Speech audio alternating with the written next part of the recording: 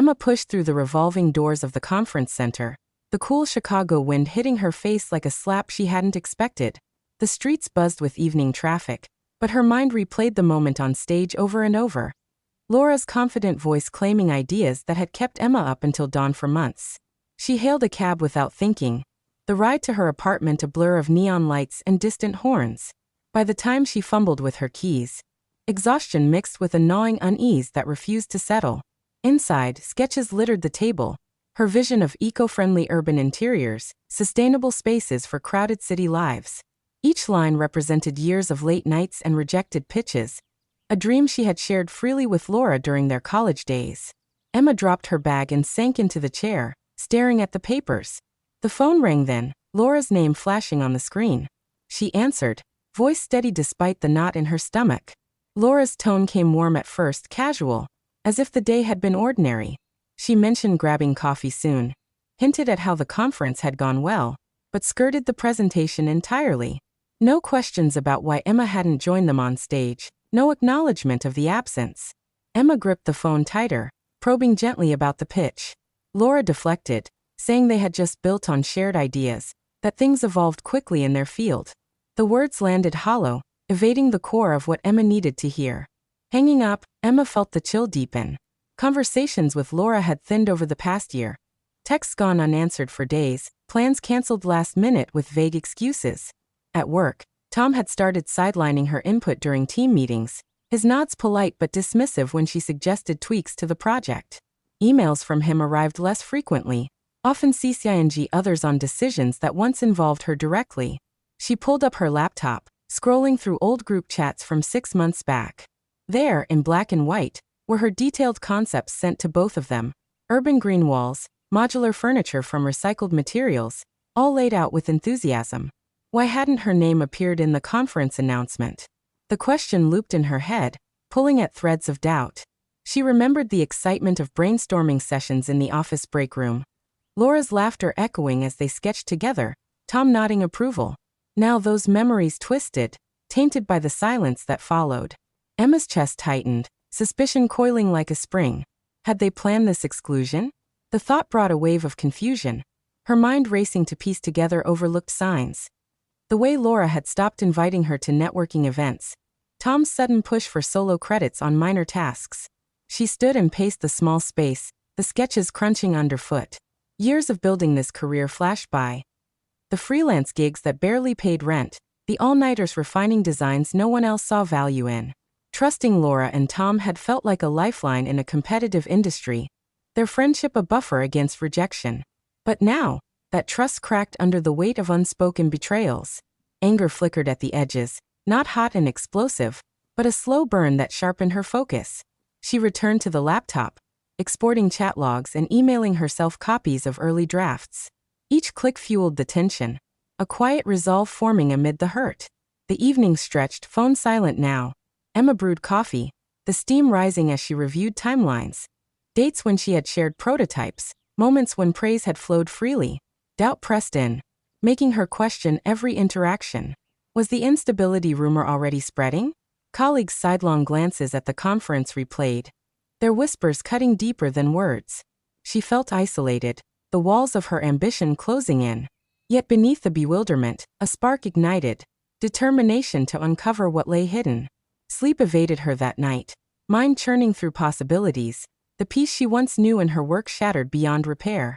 Morning light filtered in, but Emma moved mechanically, gathering more files. An email from Tom arrived, congratulating the team on the pitch without mentioning her. The omission stung, confirming the rift. She forwarded it to her personal drive, heart pounding with a mix of rage and clarity. The betrayal wasn't just professional. It eroded the foundation of relationships she had nurtured. Confusion gave way to a steely awareness. She couldn't ignore this anymore. The path forward demanded action, not despair. As days blurred, the unease built into constant pressure. Laura texted sporadically, suggesting lunch, but Emma delayed responses, using the time to cross-reference documents. Each discovery heightened the conflict. A shared drive where her files had been accessed without permission, notes altered subtly. The anger solidified, no longer scattered but directed inward, fueling questions she had long suppressed. Why had she overlooked the cooling in their bond? The realization hit hard. Blind faith had left her vulnerable. By week's end, Emma sat surrounded by printed evidence, the table a battlefield of paper and resolve. The initial shock had evolved into cold calculation. Her transformation beginning in silence. She wouldn't confront yet. Knowledge was her weapon now. The broken piece demanded reconstruction, one truthful step at a time. Emma woke to the insistent buzz of her phone, the screen lighting up with notifications from industry forums and emails. She rubbed her eyes, still heavy from fragmented sleep, and opened the first link, a trade article titled "Laura and Tom Unveil Groundbreaking Urban Design at Chicago Expo." Her breath caught as she clicked through. There, in high-resolution images, stood her eco-interior concepts. The vertical gardens integrated into high-rises, the adaptive furniture systems drawn from recycled urban waste. But the credits listed only Laura and Tom, their names bolded as innovators, with no trace of her involvement. The article praised their vision, quoting Laura on sustainable futures, words that echoed Emma's own pitches from months ago. She scrolled further, heart rate climbing. Comments section buzzed with congratulations, but one from a mutual contact stood out. Heard Emma backed out, unstable under pressure? The rumor had spread, twisted into fact overnight. Emma's fingers trembled as she searched her name alongside the project. Results pulled up a blog post from Tom's firm, subtly implying her ideas had been refined after her withdrawal. Confusion crashed in, mingling with a sharp sting of betrayal. Laura, her roommate through design school struggles, the one who had cried over shared rejections. How could she claim this? And Tom, who had mentored her early on, nodding at her sketches during late office hours, now erasing her entirely. Emma leaned back, the chair creaking under her weight. She pulled up their old shared drive, access still granted, and traced the file history. Timestamps showed her originals uploaded in February, then edited versions appearing in April under Tom's login. A voice note she had sent Laura in March, brainstorming the green wall mechanics, had been forwarded to Tom's email without her knowledge. The evidence piled up, each discovery slicing deeper. Shock rooted her in place, not the explosive kind that demanded screams, but a numbing wave that hollowed her out. Trust, built over years of collaboration and late-night encouragements, dissolved into illusion. She stood and moved to the window, city sounds filtering in, but her focus narrowed to the screen. Memories surfaced unbidden. Laura's assurance during a tough client pitch that they were a team. Tom's casual invitation to co-present at smaller events. Now those moments reeked of calculation. Anger stirred beneath the shock, not raging but precise, honing her thoughts. Why spread lies about instability? To justify the theft, to paint her as unreliable if questions arose. Emma's mind raced, connecting dots. The faded invitations to team drinks, the way Laura had stopped crediting her in social posts about the project. An email pinged from a conference attendee, attaching the full presentation slides. Emma opened them, breath shallow. Slide after slide mirrored her portfolio, colors and layouts identical. But attribution shifted to team efforts led by Laura and Tom. A footnote dismissed prior contributors vaguely. The final slide thanked investors, with a photo of the duo shaking hands. No room for her. The realization hit like a closed door. This wasn't oversight, it was deliberate erasure. Her contributions, poured from passion and persistence, stolen for their gain. Disbelief gave way to a quiet fury, the kind that settled in her bones. Emma began documenting furiously, screenshots capturing every alteration, every omission. She replayed the voice note, hearing her excitement in the words, now weaponized against her. The internal shock morphed, edges sharpening into resolve. She wouldn't lash out impulsively. That would play into their narrative of instability. Instead, she would gather, verify, expose with facts. A call came in. Laura, voice laced with feigned concern, suggesting they meet to clear the air. Emma let it go to voicemail, listening later to the indirect pleas. Laura claimed the credits got mixed up in the rush, promised to fix it, but avoided specifics. The evasion confirmed it all. By afternoon, Emma reached out to a trusted mentor from grad school, sharing select files anonymously. The reply came swift. This looks like clear intellectual property breach. Gather more, then go public strategically. Validation fueled her, turning raw hurt into directed energy. She cross-checked with copyright logs from her personal archive, noting dates that predated their involvement. Each step amplified the internal shift, from stunned victim to architect of her response. The betrayal cut deep, exposing vulnerabilities she had ignored, but it also ignited a core of steel. Evening fell, and Emma pored over industry ethics guidelines, outlining potential reports to the Design Association. Tom's LinkedIn update popped up, celebrating the win with a post tagging Laura. Comments poured in, oblivious to the undercurrent. Emma felt the weight of isolation, colleagues potentially swayed by the whispers. Yet the shock had passed its peak, replaced by a silent vow. She would reclaim her work, not through confrontation, but revelation. The decision crystallized. Tomorrow, she would contact a lawyer for advice, building an unassailable case. Sleep came fitfully, dreams tangled with sketches morphing into accusations. Morning brought clarity, the resolve unyielding. Emma forwarded the slides to her secure folder, adding notes on timelines. The transformation deepened. No longer adrift in confusion, she steered toward justice. Laura and Tom's actions had fractured everything, but from the pieces, Emma forged purpose. The quiet determination grew, a shield against the pain, propelling her forward. Emma stared at the laptop screen, the cursor blinking in an empty document she had titled Timeline. The revelations from the past days weighed heavy, but instead of paralysis, they sparked a methodical drive. She wouldn't rush into accusations. That would only validate their narrative of her instability. Justice required precision, a plan built on irrefutable facts. She began outlining dates and events, starting from the initial concept sketches in January, when she had emailed both Laura and Tom her preliminary designs for the Eco-Urban series. Each entry noted attachments, recipients, and follow-up discussions, creating a chain that proved her origination. Her fingers flew across the keys, pulling in metadata from files, creation times, edit histories, even IP addresses from shared accesses. She cross-referenced with her personal backups, ensuring nothing could be disputed. The process calmed the inner turmoil, transforming raw anger into focused strategy. Emma knew the design industry's ethics code backward. Intellectual property theft carried penalties like blacklisting or contract voids. But exposure needed to be public yet professional, aimed at the upcoming Detroit symposium where Laura and Tom planned their next pitch.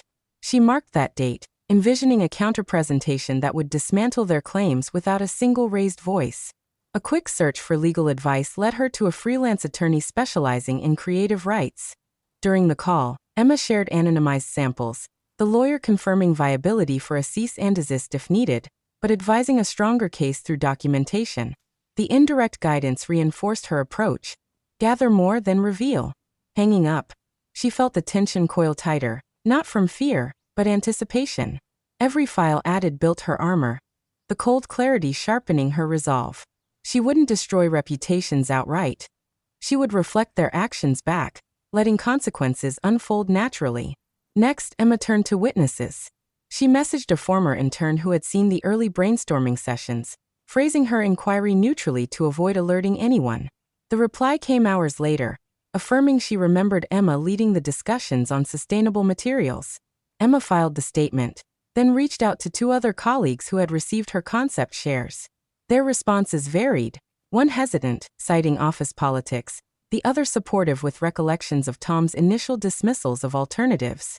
Each interaction heightened the stakes, reminding her of the network now tainted by doubt.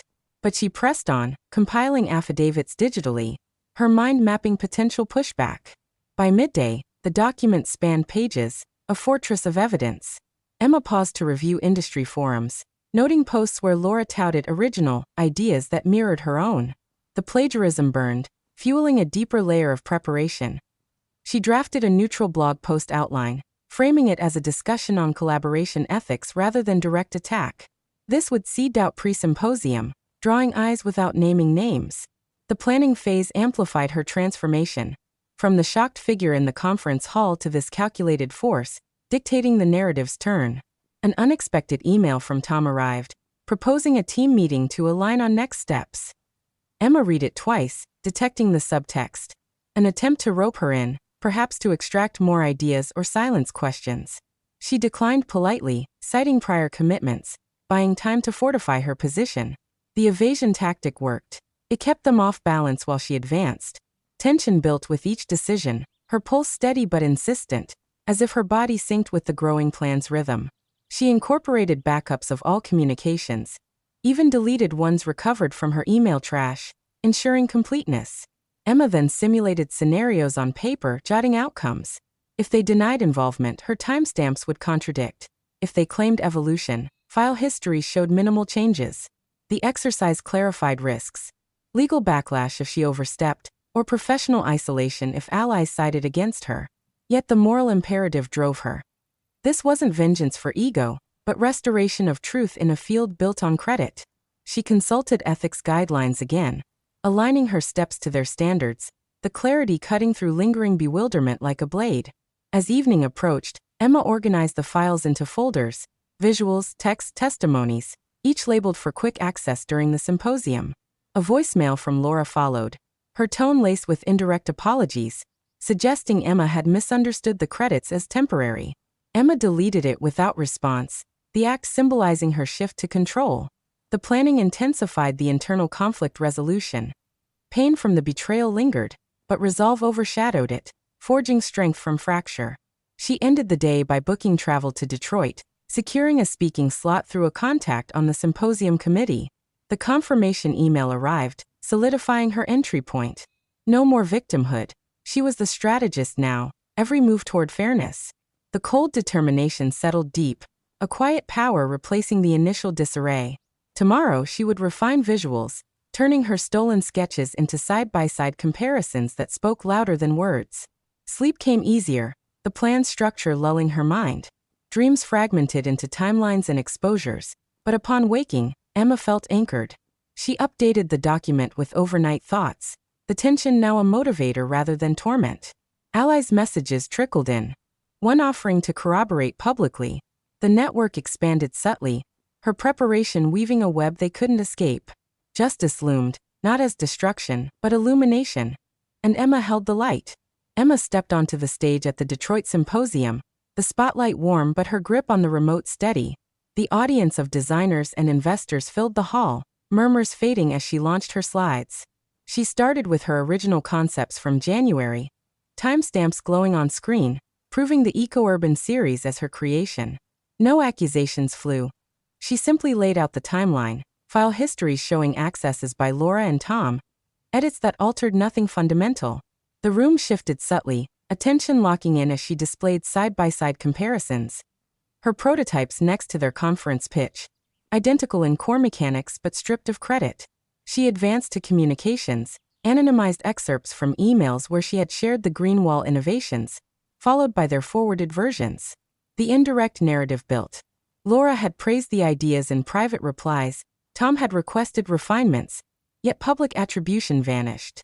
Emma paused briefly, letting the visuals speak, her voice even as she explained industry ethics on collaboration. Whispers rippled through the seats. A few heads turned toward where Laura and Tom sat in the third row. The tension peaked without drama. Facts alone dismantled the facade, exposing the theft through chronology rather than confrontation. Questions came from the panel first, probing the discrepancies. Emma answered concisely, referencing metadata that predated their involvement, her preparation evident in every detail.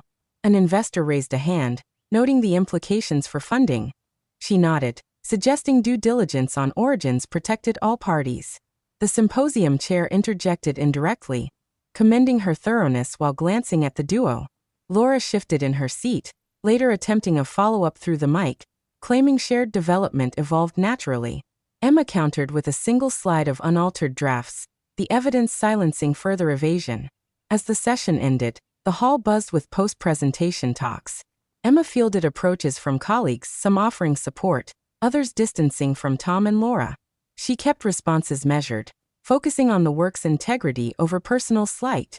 Backstage, a firm representative pulled her aside, expressing interest in her solo concepts, the conversation turning to potential contracts. The shift felt organic, her revelation opening doors while closing others for the betrayers. No shouts echoed. The mirror she held reflected their choices back, unaltered and undeniable. Consequences unfolded swiftly in the days following.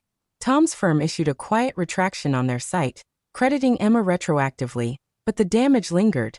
Investors withdrew from their joint proposal, citing trust issues. Laura faced an ethics review from the Design Association, her indirect defenses in emails to members falling flat against the documented trail.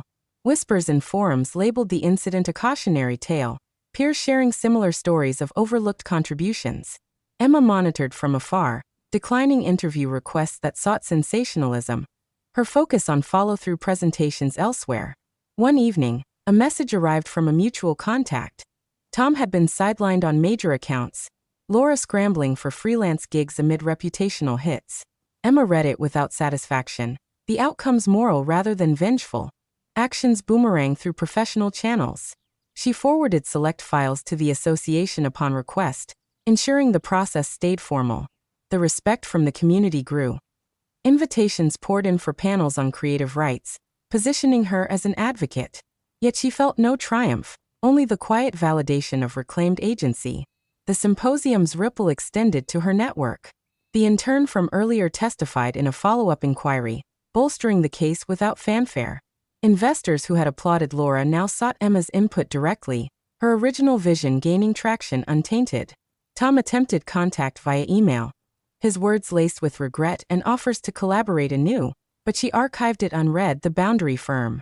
Laura's social posts dwindled, indirect pleas for understanding met with silence from former allies. The fallout taught without teaching. Consequences stemmed from exposure, not orchestration. Emma attended a follow-up webinar, sharing anonymized lessons on documentation, the audience nodding in recognition. Questions delved into prevention, her responses emphasizing transparency over suspicion. The event closed with applause, a far cry from the isolation of the Chicago hall.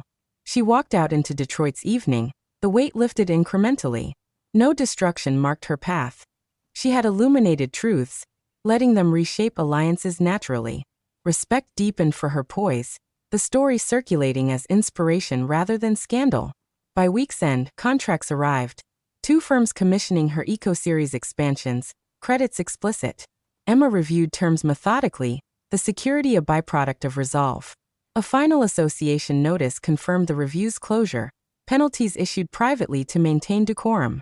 She deleted the alert, the chapter turning without closure sought. The plan's execution brought catharsis subtly, satisfaction and fairness upheld, admiration for restraint earned. Laura and Tom's world contracted, not by her hand, but their own reflections. The transformation peaked here. Emma, once erased, now centered. She prepared for the next pitch, sketches fresh and unshared, boundaries etched deep.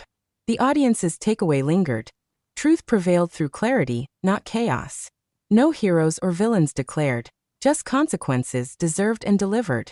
Emma returned to her Chicago apartment after the symposium, the door clicking shut behind her with a finality that settled her nerves.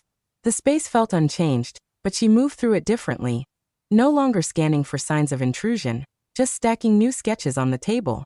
Emails from firms piled up, offers for consultations on ethical design practices, but she filtered them methodically, responding only to those aligning with her vision. No pursuit of apologies or explanations.